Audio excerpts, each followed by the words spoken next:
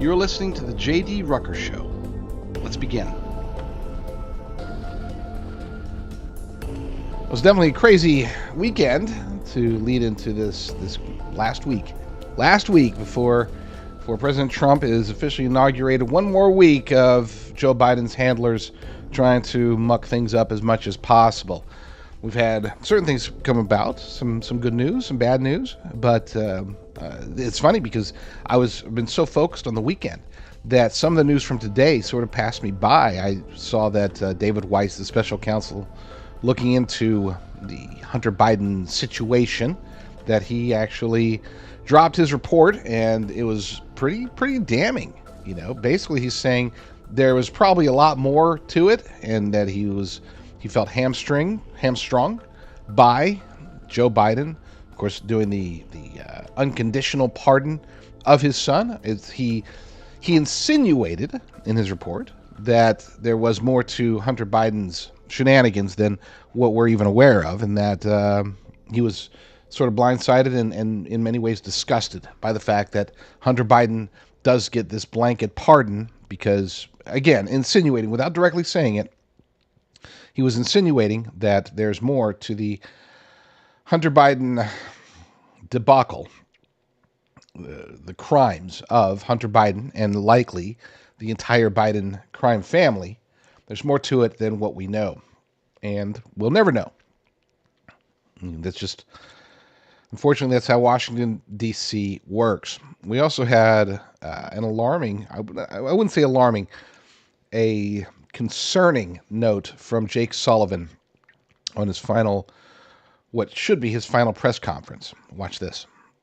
The Biden administration is focusing the minds of people, and we are coordinating closely with the incoming administration to make maximum use of this particular period to get this thing done. So I'll leave it there. I just will say one last word, which is I hope this is my last time at this podium, at least for a little while. I don't mean that in a negative sense. I mean, the only thing that would bring me back is an unexpected event in the next few days, which, as you all know, is totally possible given everything you've seen over the course of the past years. But if it is, in fact, my last time before you, I just want to say thank you for what you guys do every day. Thank you for putting up with me. It's been an honor to be able to really try to illuminate these issues through tough probing and penetrating questioning. And can't say I've always enjoyed every moment up here, but I certainly have been privileged to be able to do it. So thank you guys very much. We appreciate you coming. Thank you. A little clapping in the back. That was a little ominous, don't you think? We had Christopher Wray, current and soon-to-be former FBI director, going on 60 Minutes. I didn't watch it. I didn't even watch any clips from it, I'll admit, because I just can't stand the guy. And I knew what he was going to say, but judging from what other people are reporting, he was talking about basically saying, oh, the risks are there, the risks are there. I think Laura Logan had probably the best take. It's like he's sort of preemptively pardoning himself, basically, saying, hey, you know, I don't know if there's going to be any attacks, but the conditions are there for there to be upcoming attacks. And, you know, basically saying, look, we did what we could. We did everything we could, but we got booted out. So this is on Kash Patel. It's not, okay? Anything that happens, especially in the early days of the Trump administration, anything that happens criminally, whether it's terrorist attack or some other major events, these still do fall on Christopher Wray and the culture that he and his deep state handlers have established over at the FBI and the Department of Justice in general. It's going to take some time to get this cleaned up. We also had reports over the weekend that apparently as many as half of the deep state shills within the United States government, within the White House and the various departments and agencies, that as many as half of them or more are going to do what they can to oppose Donald Trump. They're not happy. Don't forget, when we talk about the swamp, we often talk about, oh, look at this rhino, look at this Democrat, elected official. Really, folks, the swamp is the bureaucratic state, and the bureaucratic state does not like to be hampered. Now, President Trump has expressed a desire to go after not just the bureaucratic state, but the deep state, which controls the bureaucratic state. So, as a result, yes, we are going to see pushback. We're going to see people trying to subvert Trump's plan, trying to subvert Agenda 2025. And it is what it is. We can say whatever we want about how Trump should just go and fire everybody, but it's just not that simple. It should be, and I mean, technically speaking, if we were really going to make changes in D.C., that's exactly what would happen. We could eliminate 95% of the federal government and hand back power to the states, power to the individuals, to the people. That's what we should do. And as much as I would love to say that Donald Trump is going to do that, I don't think he will. I think that he's going to do bits and pieces of good things here and there when it comes to taking down the swamp, taking down the deep state, taking down the bureaucratic state. But I'm not sure if he is, I shouldn't say I'm not sure. I am fairly certain that he won't be able to take it down in a truly significant manner. We're talking about just folks, we're talking about literally millions of people that it is in their best interests to perpetuate the corruption, the slime, the evil that permeates through Washington, D.C. that works against the people. But I'm not here for doom and gloom. No. We'll have that later. For now, I want to focus on the fact that we got 1 week, just 1 week. 1 week. A week from today, President Trump, Lord willing, no shenanigans before then, but a week from today, President Trump will be inaugurated and become the 47th president of the United States. So while we should stay frosty this week, you know what? As a matter of fact, I'm going to go ahead and just play this. Let's go ahead and play this clip from President Trump himself. Trump has left the building. We can now project the winner of the presidential race. Donald Trump wins the presidency. What started off as unlikely, impossible, is now reality. I will fight for you with every breath in my body, and I will never, ever let you down. We have a president who actually fulfilled the promises he made during the campaign. Securing the border to foreign policy. He now has a record as president that's pretty damn impressive. Breaking news out of Palm Beach, The FBI has executed an unprecedented search warrant at President Donald Trump's Mar-a-Lago estate. The former president has both sides of the political aisle up in arms. It is a dangerous and unstable moment in American history. The Justice Department has just indicted former President Donald Trump. For 7 years, they hated him, they targeted him, they hunted him. This is the epitome of the abuse of the prosecutorial power to preempt political decisions. I never thought anything like this could happen in America. The only crime that I have committed is to fearlessly defend our nation from those who seek to destroy it. The more that a broken system tells you that you're wrong, the more certain you should be that you must keep pushing ahead. They want to take away my freedom because I will never let them take away your freedom. They want to silence me because I will never let them silence you. They're not coming after me, they're coming after you, and I just happen to be standing in their way, and I will never be moving. On November 5th, 2024, justice will be done. We will take back our country, and we will make America great again. America will always rise to every challenge and overcome every danger. Donald Trump seems to always get stronger when challenged. These types of things, I think, give him strength. When I'm reelected, I will totally obliterate the deep state. As long as we have pride in our beliefs, courage in our convictions, and faith in our God, then we will not fail. I'm Jonathan Rose, CEO of Genesis Gold Group, As Americans, we work hard every day to provide for our families and ensure their future. But with the uncertainty facing our economy, it is more important than ever to safeguard your wealth and protect your retirement savings. Educated investors look to safe haven assets to shield themselves from the economic storm. Tangible assets like gold and silver can provide stability, security, and most importantly, peace of mind. In 1997, the Taxpayer Relief Act allowed Americans to hold physical precious metals like gold and silver in their IRAs for the first time. Today, Genesis Gold Group helps our clients transfer existing IRAs, 401ks, and other retirement accounts into physical gold and silver, tax and penalty free. With thousands of satisfied clients, 5-star reviews, and fully accredited with the Better Business Bureau, our experienced team is here to help you navigate the process, start to finish. Now is the time to educate yourself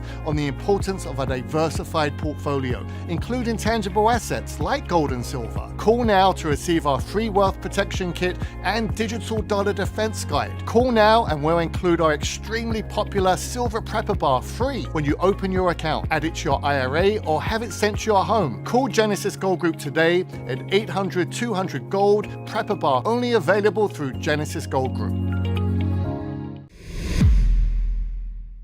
Did Gavin Newsom inadvertently reveal the core issue plaguing California and more areas than just the fire disaster that we're experiencing in Los Angeles? On Sunday, he went on to meet the press to do some damage control. Not even sure why he's doing interviews or trying to highlight Joe Biden's positives and California's positives while attacking Donald Trump, while pretending to not be attacking Donald Trump. All sorts of weird, and you'll see in the video that I'm about to play that he's sort of unhinged, using really, really powerful, practiced hand motions to, I don't know, look not like an idiot, even though he is. But and a lot of different publications and outlets picked up on this interview and have been ripping on him. But there was something that he said there at the very end of this clip that I'm about to show you. See if you can catch it. This, to me, is very telling, because I think that he gave it up without realizing it. Watch. I called for him to come out, take a look for himself. We want to do it in the spirit of an open hand, not a closed fist. He's the president-elect. I respect the office. We have a president of the United States that within 36 hours provided a major disaster declaration over a text. We had support from the president of the United States, Joe Biden, with 100% reimbursement, all the resources you could hope for or imagine, constant communication. I'd like to extend that to the president-elect. I don't know what he's referring to when he talks about the Delta smelt in reservoirs. The reservoirs are completely full. The state reservoirs here in Southern California. That mis and disinformation, I don't think advantages or aids any of us. Responding to Donald Trump's insults, we would spend another month. I'm very familiar with them. Every elected official that he disagrees with, very familiar with them. We do know, though, from reporting here locally that one reservoir that serves the Palisades was not full. And that's exactly what triggered my desire to get the investigation, to understand what was happening with that local reservoir. That was not a state system reservoir, which the president-elect was referring to as it relates to the Delta and somehow connecting the Delta smelt to this fire, which is inexcusable because it's inaccurate, also incomprehensible to anyone that understands water policy in the state. Anyone who understands water policy in the state. Now, in any state, water policy is extraordinarily important. Water is, of course, the giver of so much abundance, the giver of life. It's necessary for us to live as humans, for plants and animals to live, for fires to get put out. So water policy is extremely important, of course, especially in a state that has water issues such as California. California, for those who don't realize, was a desert. Southern California, at least, was a desert, and it was basically they imported water to try to turn it into a not desert, which is great, except for the fact that then you become dependent on water and strong water policy. Democrats in California have obliterated these policies for decades. They have made it to where, and he says he not sure what Trump is talking about with the Delta schmelt. This is a fish that so far, we haven't been able to find one in the wild in like 7 years. It's gone, okay? It's gone, and yet there's still engaging in these ludicrous policies that are intended to somehow save the environment, save ecology, stop climate change, and all this other stuff. They are dumping, and they have been dumping water, fresh water, into the ocean. This is not denied by anybody. And when you have reservoirs such as the reservoir that was supposed to help to prevent and to stop fires in the Pacific Palisades, well, yeah, you have to ask questions. And don't give me this jurisdiction crap. Well, that's local and this is state. And look, if you know that the Santa Ana winds are coming, you know that the conditions are there for fires, which everybody knew that before the fire. I mean, people were talking about fires before the fire started out here in California. So it's not like this is new. It's not like we didn't experience massive fires in the same basic area just 5 or 6 years ago. We did. They should have known. And don't throw out, oh, bad policy. But that is the case. This is what they hide behind. If there's anything positive that ever happens in California, it's because of Democrat policies. That's what they claim. But then if anything bad happens, such as what's happening now, it's always, California policies. It's not Democrat policy. It's California policies that were put forth by Democrats. If you're going to put out policies regarding water, and that those policies include the stupidest ideas in the world, such as taking very precious fresh water and dumping it into the ocean at a time when we have experienced droughts in recent years. We have had challenges with farming. One would have to think, if you're paying any attention at all, one would have to think that all of this is intentional. They really are truly trying to destroy California. And I've avoided that idea for a long time. I live out here. I don't want to think that. I want to think, hey, maybe they're just stupid. I don't think they are. I'm starting to believe very thoroughly that people like Gavin Newsom, Karen Bass, all of the Democrats out here in California, and many of the Republicans as well, their intention really is to try to destroy the state of California. And this, to me, is part of a much bigger, more evil plan than we could even possibly describe here on the JD Rucker Show in a very short segment. Something that perhaps I need to cover more thoroughly in the very near future. Gavin Newsom is using Fire Fundraiser to raise money for himself. This is the ugliest thing I think I've ever seen in politics, and I've seen a lot of ugly things in politics. But this really, truly chaps my khakis. I mean, this makes me so mad that I almost didn't want to do the story because I don't want to come across as unhinged, but this might take me over the edge. It was revealed over the weekend that some pretty bad stuff was being done, not just by Gavin Newsom, but also by Elizabeth Pocahontas Warren. Both of them were using fundraisers to fundraising posts on X and talking about raising funds for the fire relief.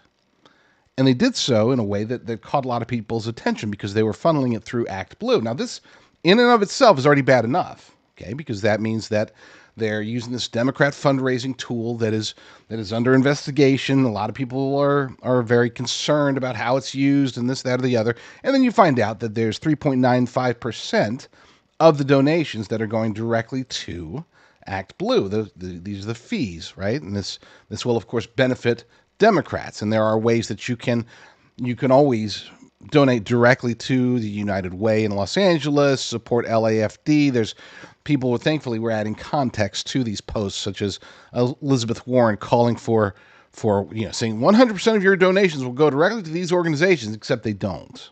That's not true. It's 100% of the donations minus fees. Okay, great, fine, awesome. That's good. Now, Newsom, you'll notice that in Newsom's post, let's find it. Newsom calls for he's sending people to this site called California Fire Facts, right? Now, California Fire Facts, if you go there, you'll notice something a little bit odd, that even though you go to CaliforniaFireFacts.com, it redirects you to GavinNewsom.com/CaliforniaFireFacts. Okay, fine. That's not maybe it's a little questionable there, but so be it, and it's just a bunch of facts and fact and lie and fact and whatever, and it calls out Dinesh D'Souza and libs of TikTok and all this other stuff. Then you get down to the bottom, and of course there's a place to donate, and you'll be able to donate to the California Fire Foundation. But are you really donating to the California Fire Foundation? Let's see. Let's click on, I'm not going to donate, so let's click on the Donate to Cal Fire Foundation. What you're actually donating to, of course, here is the Campaign for Democracy. What is the Campaign for Democracy, you might ask? The full name is Gavin Newsom's Campaign for Democracy. It's a PAC that raises money for him. Now, to be clear, this isn't how they'll make their money. Okay, I would seriously doubt that they would take any money from this. Maybe some administrative fees for utilizing their platform, just as ActBlue takes 3.95%. Maybe California Fire Foundation takes 1 or 2% for administration, right? Because again, you're not donating to this supposed California Fire Foundation. You're donating to Campaign for Democracy. All right, so that's bad. It's bad. You should be able to donate directly. Why do you need a layer on top of a layer that goes through a Democrat platform that then might, some of it, most of it, we'll say even all of it, other than the fees, of course, all of it goes to these other charities. Why not just donate to the charities directly? Well, you'll find out why here in a second, and it goes down to the very, very bottom. And by providing your phone number, and as well as your email, of course, that's a given. You consent to receive periodic. You don't have to ask for permission if you're putting in your email. To be clear, they have to ask, or they have to alert you if they're going to be doing it through SMS. By providing your cell phone number, you consent to receive periodic campaign updates through automated text messages from Gavin Newsom's Campaign for Democracy. Wait, but I thought I was donating to this fire fund. No, you're not. Again, most of the money is going to go to the fire fund, but you're going to get text messages from Gavin Newsom's Campaign for Democracy. Now, anybody who's been involved at all in political fundraising knows that emails and SMS texts, that's gold. That is money in the bank. So the reason that it's not just the 3.95%, that's fine. Okay, it is what it is. The real gold for them, for Gavin Newsom, for Elizabeth Warren, for anybody else who's doing it like this, the real gold is getting your data. If they can get 1,000, 5,000, 15,000, 30,000, 100,000, 1 million people, if they can get all these people to donate to the fire relief funds that will get distributed to wherever, the residents in need, firefighters, fire prevention, whatever. That initial batch of money that you donate, most of it's going to go there. Where they get you is when they get you with another SMS text or email or 5 emails or 50 emails or 10 SMS texts over the next however long, indefinitely, until you tell them to stop bugging you, basically. But if you do donate to the fire, you're going to receive messages that'll say something to the effect of, help Gavin, you generously contributed $50 in January to the fire fund. Help Gavin Newsom continue to, these people are still in need. Help Gavin Newsom continue to fight for these firefighters' funds, for everything else. They won't say donate to the firefighter funds or the LA whatever or anything like that. They'll say help Gavin Newsom. Help Elizabeth Warren continue the fight on behalf of these funds, these firefighters, the residents, whoever. And when you do then click on that button, it will take you to a donation page that will go, again, directly to Gavin Newsom's Campaign for Democracy. And how much of that will go to victims of his incompetence, victims of the poorly managed city of Los Angeles, the poorly managed state of California, how much of that money will go to the victims in the subsequent dollars that are sent allegedly to them? Zero. None of it. Because again, your initial contribution might go, most of it will go to these charities, but everything beyond that, They start hitting you up on SMS, telling you, hey, you donated before, it's time to donate again. The 99% of people will be under the assumption that they're donating more to the firefighters, the victims, whoever. 99% at least will realize, or will never realize, that they're donating directly to Gavin Newsom's and Elizabeth Warren's and anybody else's campaign funds, their PACs. This is evil, folks. I mean, who thinks like this? Who thinks, here's a tragedy, how can we benefit from it? Our policies destroyed the lives of hundreds of thousands of people, and we got to figure out how to cash in on that. Who thinks like this? I am so mad at Gavin Newsom, Elizabeth Warren, and anybody else who does this. And I don't care if they're Democrat. If they were Republicans doing this, they would still be scum in my books. You don't benefit from disasters, especially disasters that you helped to cause. Gavin Newsom has no shame. He hasn't...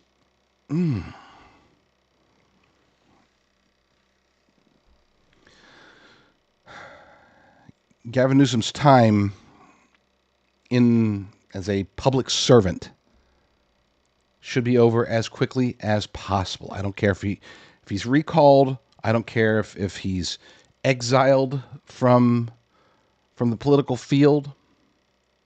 He should be thoroughly investigated. And if they find anything, he should be charged and arrested and convicted and jailed.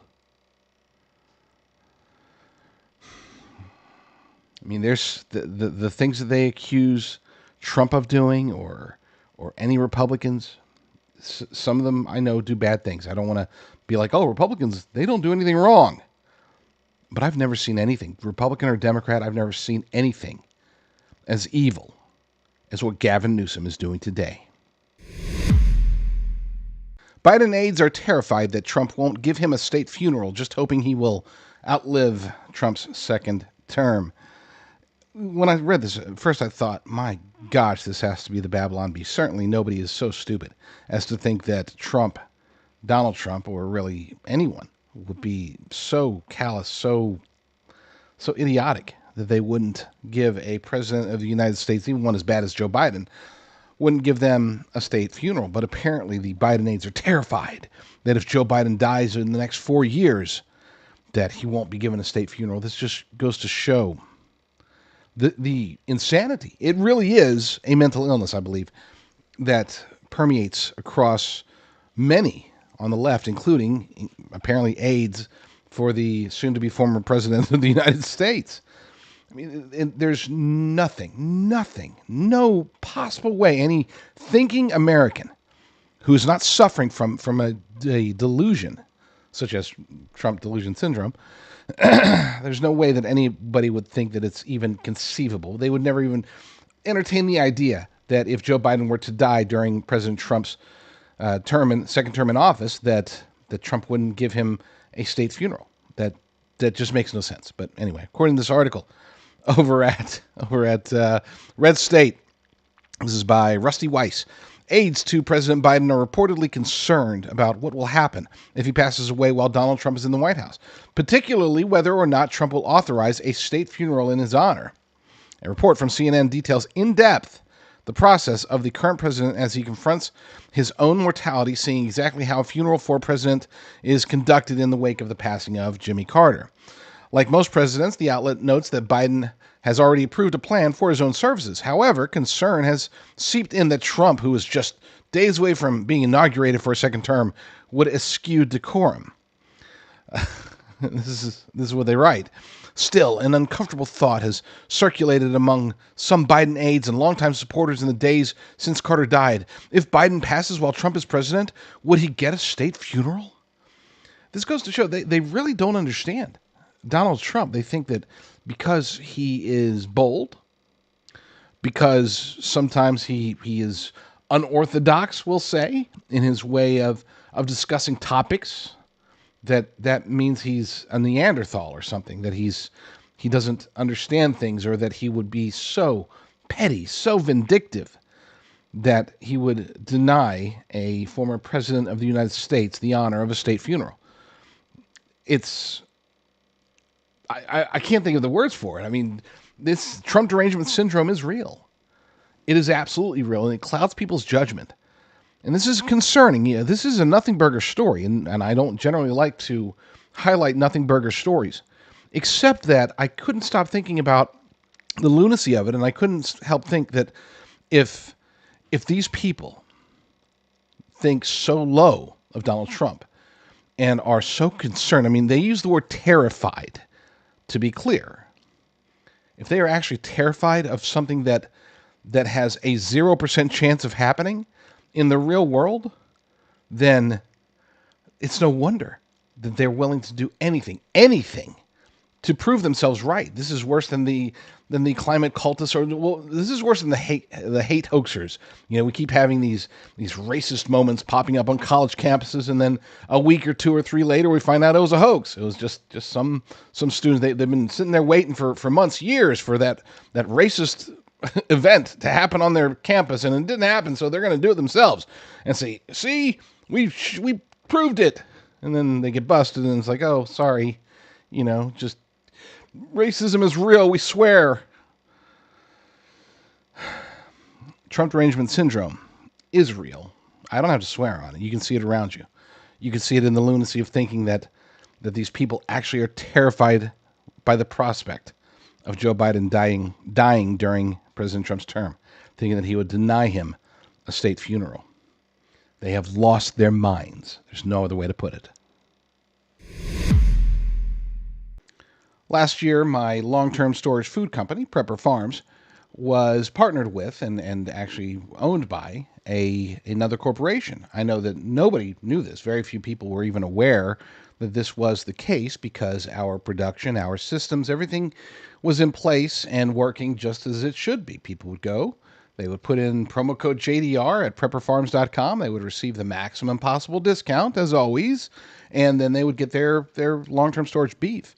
What you didn't know, and what we can now explain now, is that this year in 2025, we have gone back to the original ownership structure, and I'm very excited about that, because that puts me finally back more in charge. And I am super excited about that concept, not because I crave power by any means, but because I feel that as an America First veteran-owned company, that we need to focus on helping Americans to prepare for whatever is to come, whether it's natural disasters or emergencies or de-dollarization, food crises, bird flu, whatever it is. We do expect something to happen, which is why we built prepperfarms.com in the first place. The idea here is to get high-quality, all-American, all-Texas beef, the good stuff, ribeye, New York strip, tenderloin, all of that good stuff, and freeze dry it naturally to give it a 25-year shelf life. We don't add any preservatives. There's only one ingredient, and that's beef. Lasts 25 years in the bag, and that's awesome. So support this show, support me, support yourself and your family. Protect yourself for the future by stocking up on long-term storage, high-quality beef. Go to prepperfarms.com. That's prepperfarms.com. Use promo code JDR, and you will receive the maximum possible discount.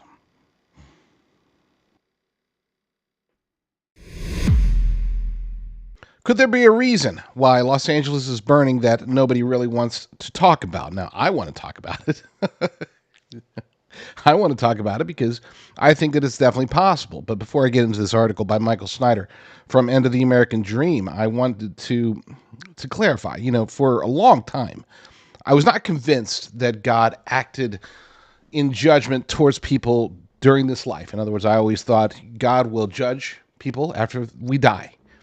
And up until then, we're on our own. We do our thing. That's not to say that we don't get blessings, we don't get curses or anything like that. It's just that God isn't sitting there, oh, well, this person did that, so, strike him down. Because the reason being, it's not that I thought that he couldn't do it, it's that you see so much evil in the world. You see so many bad things happening, and you see so many good things that people can do that don't get rewarded, and bad things that people do that don't get punished. at least that we know of. I always thought, you know what, we do our thing here, and then afterwards we get judged for our actions, and that's when God will dish out punishment.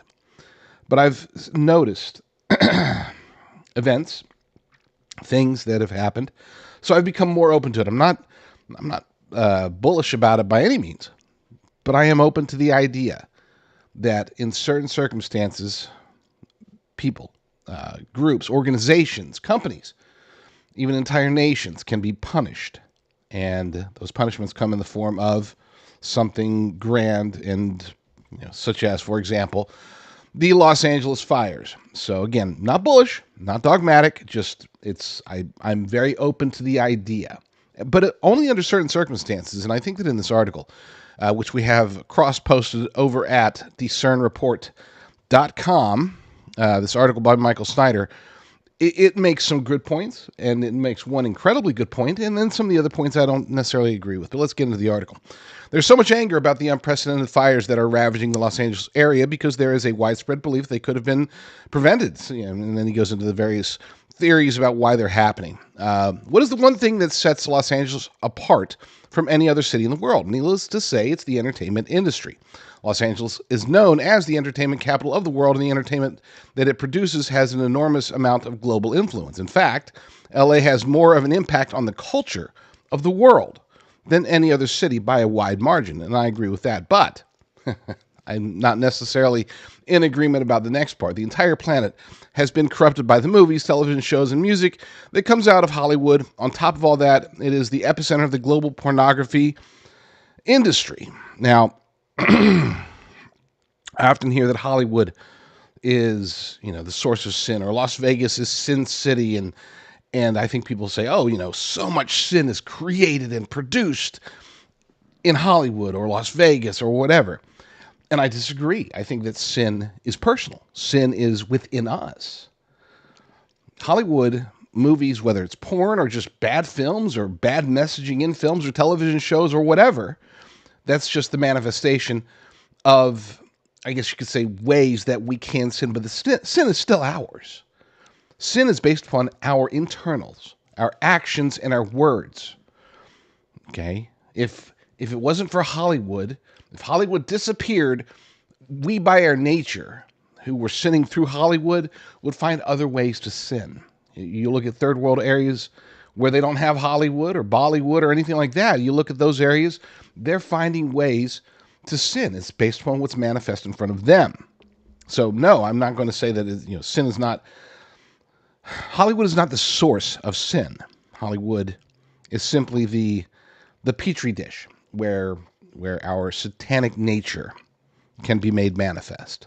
That's why, again, and I'm not suggesting that God's pleased by any means that so much porn or anything is produced in Hollywood. I'm just saying that to me, I almost stopped reading the article at this point because I'm like, oh, no. This has been a problem in Hollywood and in the world for a long time.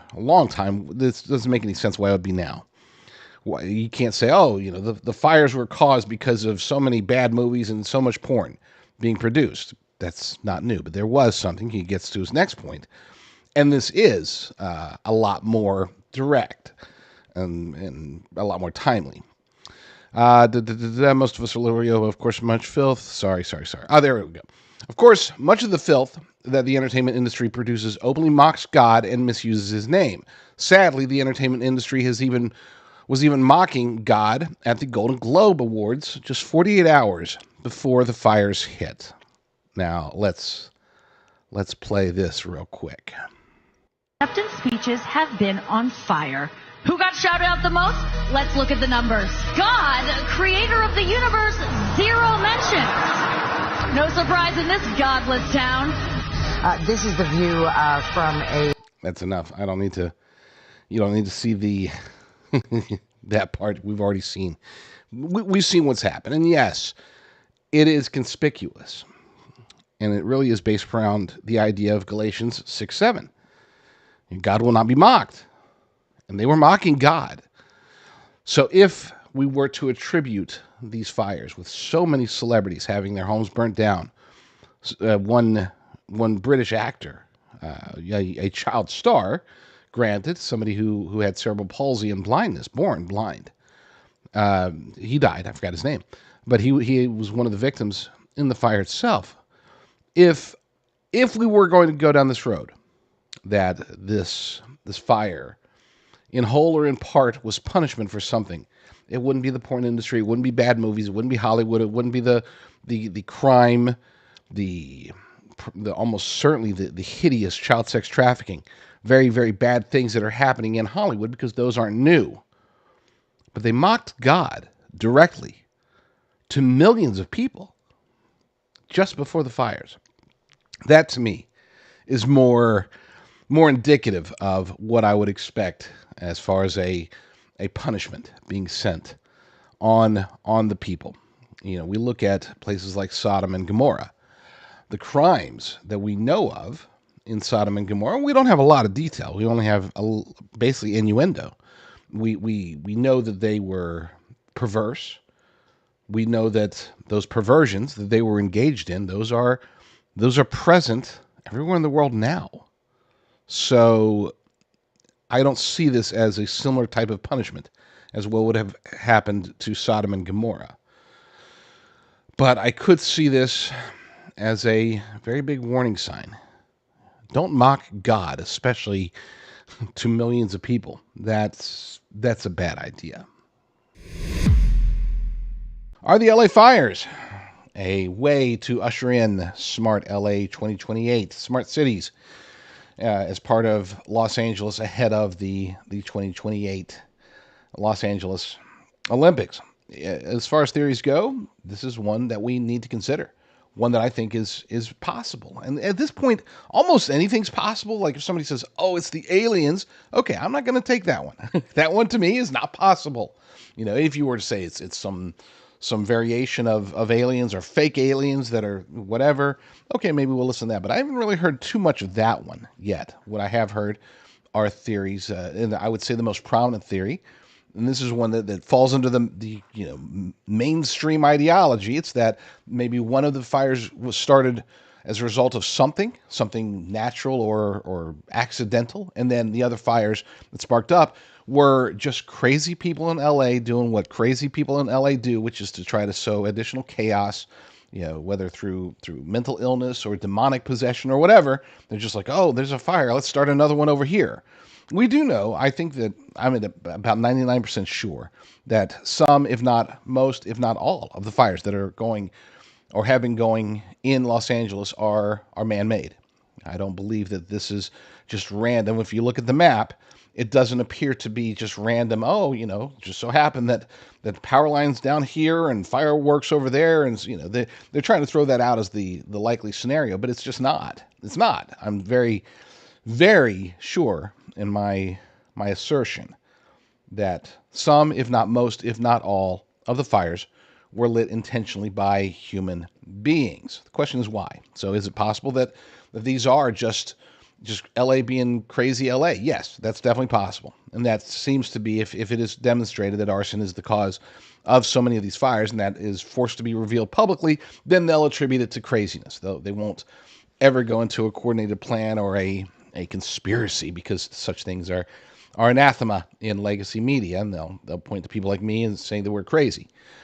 Option number two, possibility number two, this is one that I did a very long segment about last week, as a matter of fact, is that this is a guerrilla warfare attack. Now, people will say terrorist attack, but that's not the case. There's a very big difference between terrorism and guerrilla warfare. With terrorism, the terrorists want people to know that they're attacking.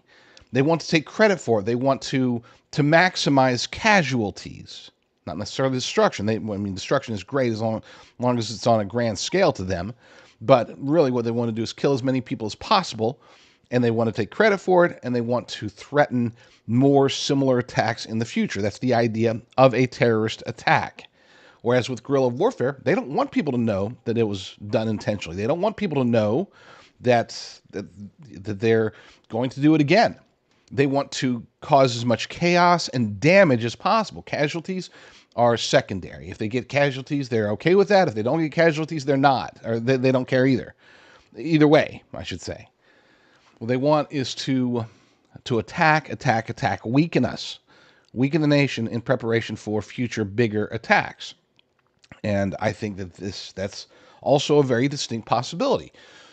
Could it be the globalists, or we can call it the climate change hoaxers, or whatever? Call them whatever you want.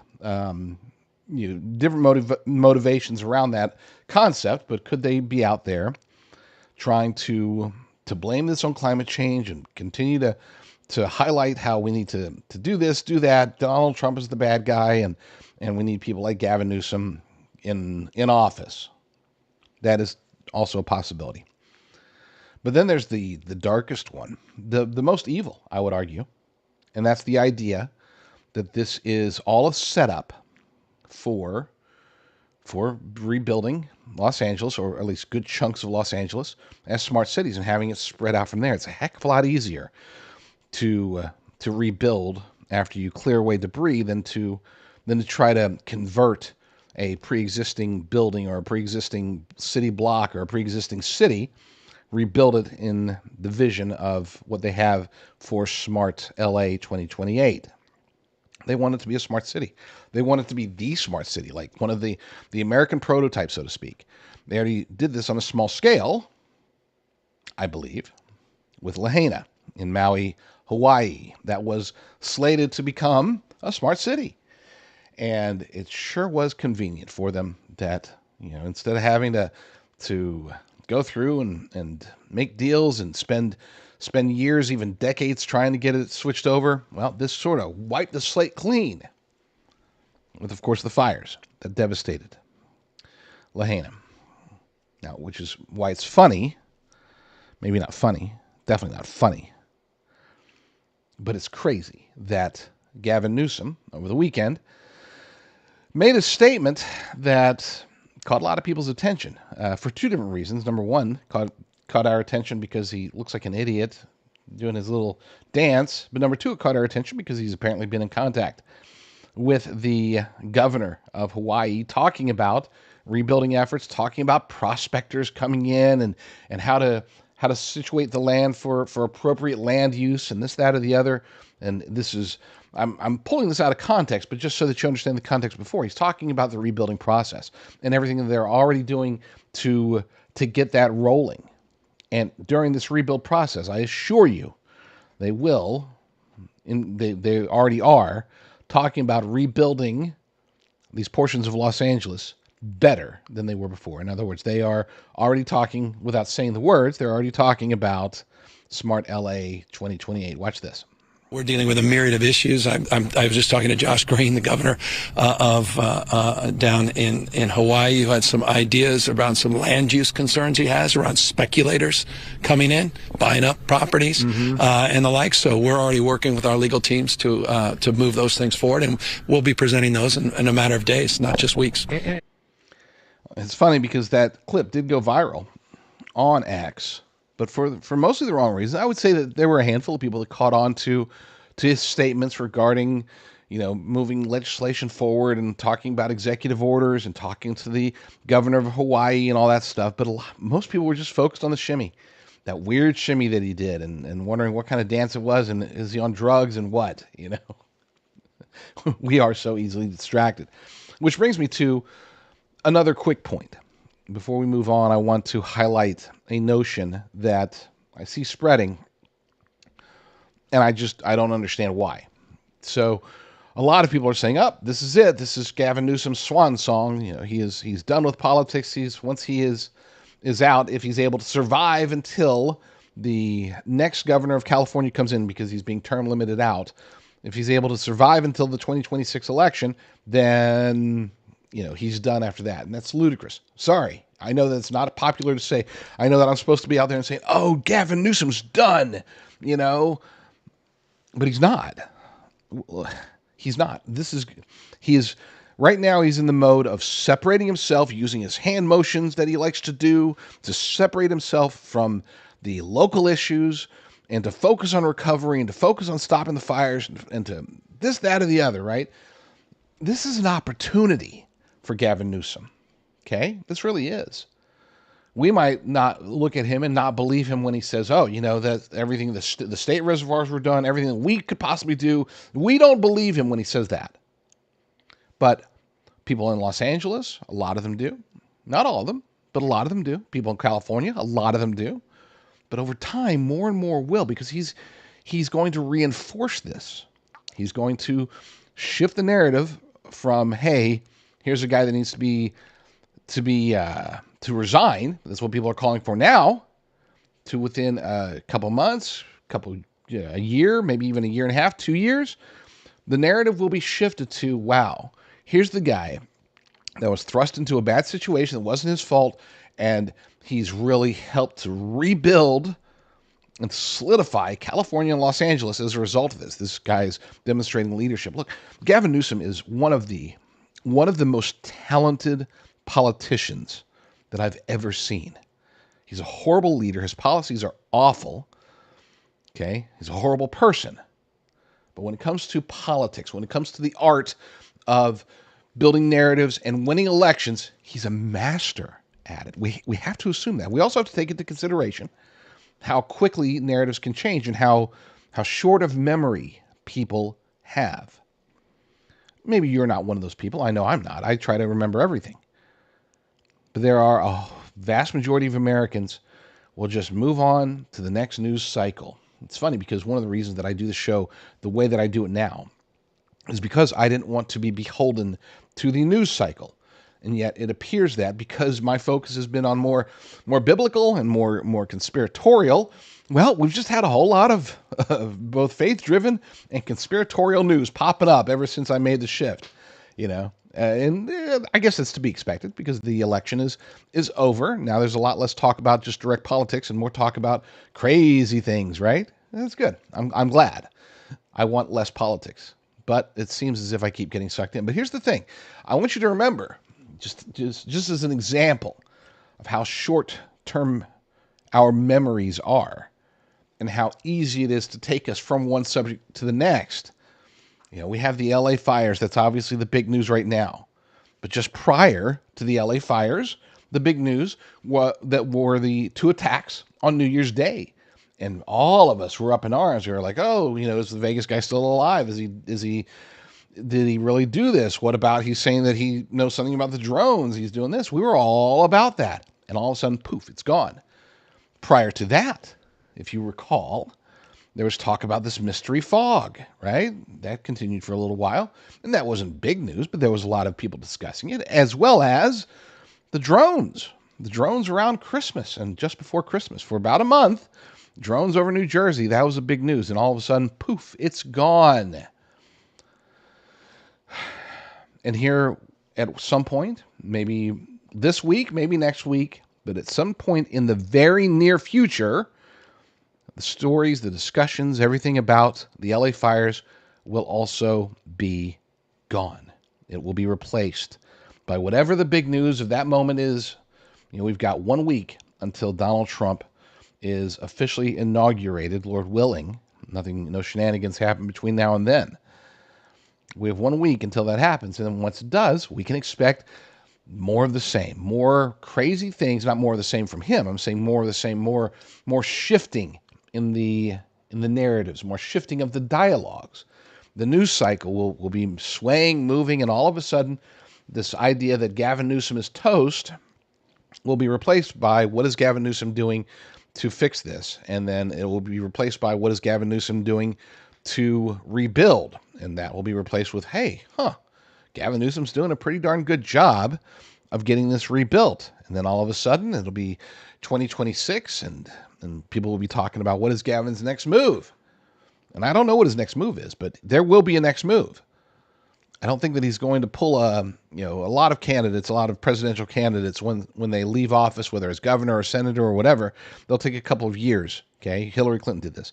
Take a couple of years of basically doing nothing before announcing their candidacy, and that doing nothing is trying to stay in the spotlight. That doesn't usually work, to be clear. Okay, people don't. That hasn't been an effective plan for a long time, and I think that if Gavin Newsom could could run again for California governor, he would do it and then immediately start his presidential campaign for 2028. But I don't think obviously that can't happen because he's being term limited out. So he's going to be doing something big and in the public eye as soon as he is out of office. And that will all coincide with shortly thereafter, the announcement that he's going to be running for president of the United States. The idea that Gavin Newsom is toast, as much as you don't want to hear it, it's not true. It's not true. If anything, as a Democrat, as somebody who can play the victim card and talk about misinformation and disinformation and vast right-wing conspiracies and all this other stuff, he'll be just fine. And that's very sad. And it's sad, but I'm okay with that. Look, I am the party of wokeness. If their next presidential candidate is another straight white male, rich businessman, plutocrat, relative of Nancy Pelosi, part of the Democrat establishment, that would be just beautiful because they don't realize it yet. And I don't know if they ever will. They don't realize that their wokeness is why they keep losing. It helped them for a little bit, but those days are behind us. But I don't want to get into politics. Bottom line is this. Taking this back to the beginning of the segment.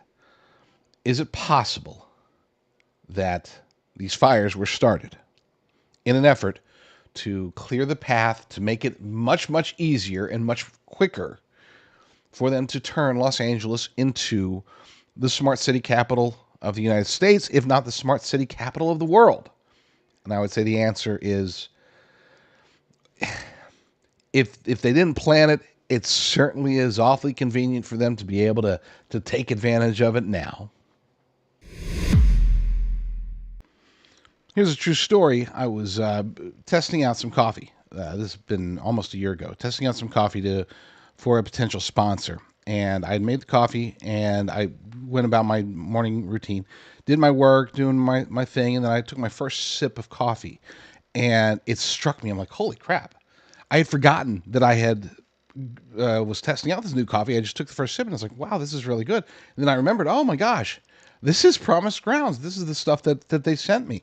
So I started drinking some more of it, and I have become a lifetime customer of Promised Grounds. They are a Christian coffee company, which I know you don't see a whole lot of them. They give back to the community. They're Texas, all American, all Texan, just like a lot of the stuff that we do. Check them out. Go to jdrucker.com/coffee, jdrucker.com/coffee, and check out Promised Grounds.